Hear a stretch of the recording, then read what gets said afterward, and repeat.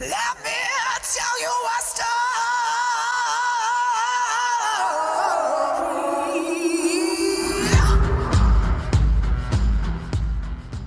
Alright pinners, it's Saturday the 26th of January and tomorrow we've got this event called the Dyfi Winter Warm Up, which I'm doing with Sonny, Neil Waterman and Andrew Cooper.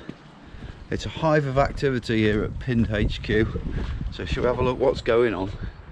As we walk in, you can see my ion trousers hanging up. That's a clue. Here we are, Mr. Sunnington himself. Hello. You alright? So what's going on here then? Neil wants to ride a hardtail.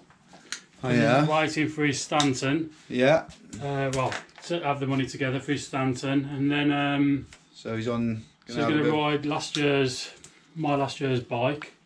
Yeah. Just doing a bit of maintenance on it because it's just been used and abused. Yes. That's the dropper that's going to be replaced, isn't A it? real good. I can't believe it. How long's that lasted without being worked on?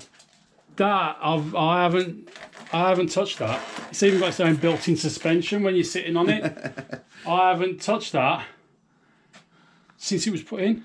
How long ago? Oh, that was new year and a half ago, Yeah. and it's just been. I blame it on Canuck because of all the sand and that, and it's just totally worn. But it just keeps working. Yeah. So you're replacing it with one? Yeah, we're going to replace it with a 170. Yeah, which is in. It's in good nick. Right. Sound. And it'll keep Neil happy. Yeah. He won't be complaining all the way around. He's got a plan to buy one of the Stantons, hasn't he? Yeah. He's going for the FS. Yeah. Oh, is he? No, not the FS. He's going for the Switch. The Niner. Okay. The Switch Niner. And we've got this event, which is. You should go for the FS. Yeah, you should go for that as well. Get rid of that. Get rid of that plastic bike. Chinese bike that he's got. So this event has been going for absolutely years. It's known as quite a tough one. I think it's like a lap over at Dyfi, Corris sort of way, over in that forest, and you've got a choice of 1 or 2 or 3 laps, and I think it's something like 15k per lap. It's a big old event if you do all 3. I've done it 2 or 3 times. A couple of times I rode it steady, and the last time I did it a few years ago, I did it on a 29er Vitus aluminium bike, and I actually raced it. Nearly killed me, but I think I got in the top 30. We're not racing it this time. Why are we not racing it this time? Because we're going to have fun. Yeah. Take the mickey out of Coop. Yeah. And his belly. He's not going to do working 3, out is in the he? gym. Yeah, he ain't going to do 3 laps, is he? He's even come in his own van, hasn't he? So he can bail. Yeah. Yeah. So we're there to have fun. Yeah. Have fun on the descents. Yeah. Do a bit of mincing about. Bit of filming. Treat it like a hare scramble race. Yeah, Lots no of filming pressure. of overtaking. But the important thing is, because it's very cold and very wet always, how we're going to battle against the elements. And this time we pulled out all the stops. So let's have a look what we got. You can see here, these ones are Sonny's. We've got a pair each. These are the specialised defroster boots. Big old grip, you know, a bit sort of old school mountain bike boot things.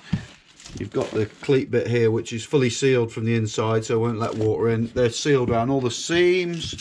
You've got the adjuster here, boa I think they're called, and then you pull it to undo it. Straps, and inside it, you won't see it, but in there you've got like fur lined underneath the inner sole. So these things are pretty cool. Big adjustment, nice and tight around your ankle. So that's the boot situation. And then we have these. These are called deck shell. So basically, you know, they're a competition for the sealskins, which we've tried and had no luck with. These things are waterproof socks. They seem to have a very nice that's like a silicone gel thing that sort of sticks to your leg at the top to try and stop the water coming in.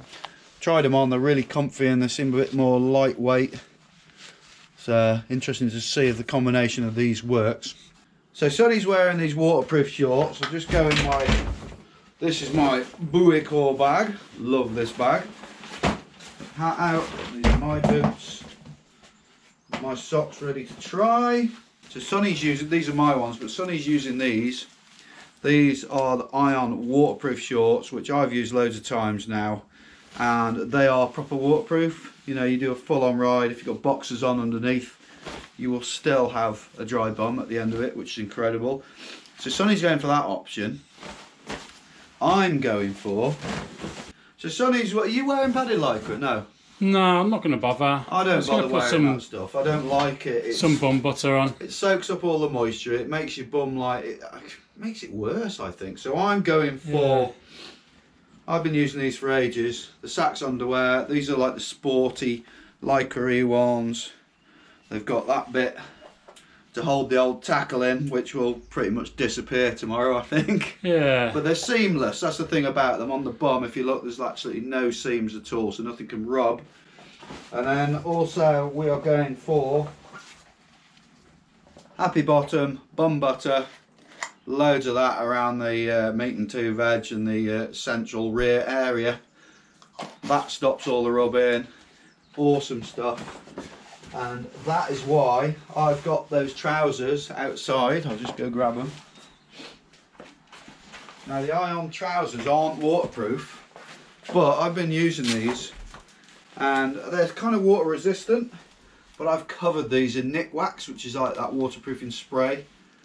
So that, my theory, right, is although they're not totally waterproof, when the water runs down here and these are over the edge of the boots, it will then disperse onto the ground, or the you know, the bottom part of the boot. Whereas I think, although everything's waterproof, what Sonny's wearing, I think he'll get water through the top because he's got shorts on, and he'll still end up with wet feet. In which case, if that happens, it's more down to how warm the socks will keep you, I think. Or will they keep the water out with shorts on? That's the big test.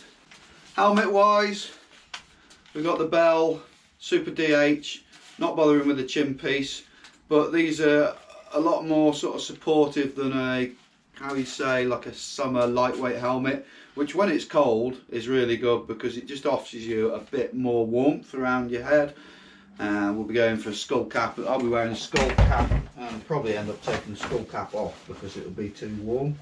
Gloves, we'll be doing these ones, which are, these are the Ion winter gloves.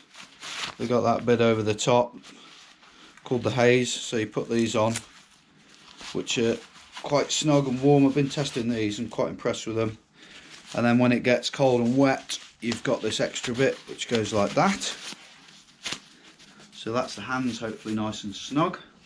And then obviously bike protection.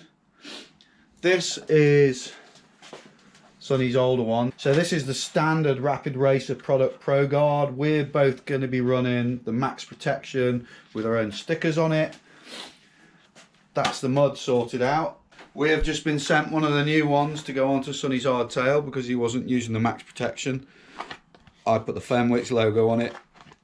That's our own special ones there, our special logo. It's got the pinned on. Our bikes, obviously, with the Fenwicks, we got this protection spray, which is this stuff here, which we cover the bikes in. Just helps anything sort of fall off that shouldn't be there. You know, keeps the mud off a bit. I've sanded down my discs, so hopefully it should be not too much noise. You only got noise because you use your brakes too much. Oh yeah. I'm running the full mud fronts. I've got the motor on the front, Martello on the rear. So what's the situation here? What is going on? So you got a creaky clutch. There's normally, I think there's like a rubber in here which a thing sits on. Yeah. And it's almost like the rubber needs a bit of decent grease on it. It's dried up, I think. What is funny is seeing Sonny on spud pedals, because obviously he's got to use them for the new boots. When was the last time you used spuds? I've used them once in half a race at Eastridge on the mash-up. Yeah. And decided to change back to my flats. I've been telling you need to ride spuds for ages, haven't I? Yeah, but I proved the theory behind it that I knocked a minute off my time when I went to flats because I was crashing. I couldn't get out. Yeah, but I think that's because you're not used to them. Yeah. And I also think you ride that so much on the edge. I think if you had spuds, it would slow you down a little bit in the corners and actually do you a favour because you'd stay on the bike more. I think so, yeah. You'd be smoother. So we'll see, and we'll see tomorrow. So also interesting. So look. All the crap. Yeah. In there. Yeah. Just needs a good cleaning out and then re-greasing. That's what's making the noise. Weird. Never seen inside one of those before. So you're using the Saint pedals. Yeah. I'm using the crank rullers. So that's also a good test of these boots to see how they are with the different clips, really, isn't it? Yeah, definitely. I know that the crank brothers got more float. Yeah. Haven't they? Yeah. And you can change your cleats to suit that. Oh yeah, new tattoo. Show everyone your new tattoo. Can you show them now? Yeah. When do you have this done? Yesterday. Massive tattoo on his arm, done yesterday, and today. Look how slim he is. You got a 6-pack? Got 1 pack. So he had this done yesterday, yeah, and he's doing Dyfi Winter Warm Up tomorrow. So that's tattoo management. That is cool, super cool. I bet that bit hurt. Plumbing did on the palm of your hand. Yeah. You know, like when you get a a thorn. Yeah. The thorn doesn't hurt. Yeah. It's when you're getting it out with a pin that wrecks. Yeah. It's almost like someone's doing 1,000 times a second to get a thing out of your skin. You know, set my bottom lip funny. There's a train. When you got this open like this, you can kind of see how it all works. So that bit you're tightening up. Yeah, basically it just clamps. It's almost like if you think of a seat clamp. Yeah. It just clamps at the top here. Yeah. And that just tightens that, which makes that stiffer than what you actually need. And that's where spraying oil in isn't going to do anything. You need to put some like dry lube or wet lube in there, I reckon, and that'll slowly sort it out. Using a bit of wet lube because you're not likely to get any water in there. Put a little bit in there. Sorted. That's the squeaking gun. He's an expert, everybody. Let's chat that. That's that new derailleur that the bike shop can't talk you into buying. So you can also see how the tensioner works there as well. So you've got like a little notch which is only like a couple of mil. Well, not even that, it's like a mil. But when that cam, it's almost like a cam out of a car, pushes on there, that's what tightens it. So folks, I hope you like this little vlog about how we're prepping up, and hopefully you found some bits like this kind of interesting. We got to get in the house now because Neil's coming over to do the live show with us, which you will have seen before you see this. Kind of doesn't make sense, but it is live. We're going to do that, then we're going to rest up, ready for the big day tomorrow. Wish us luck, keep it pinned. Firstly, I'm not going to use any under, call them? See? Yeah, you're back on. Yeah. So, camera action. 1, 2. What the fuck are they called? It's really annoying me. Why I can't think of it. You know, padded shorts. With wings. Padded one of them pads, isn't it? What's the padded things called? Padded lycra. Yeah.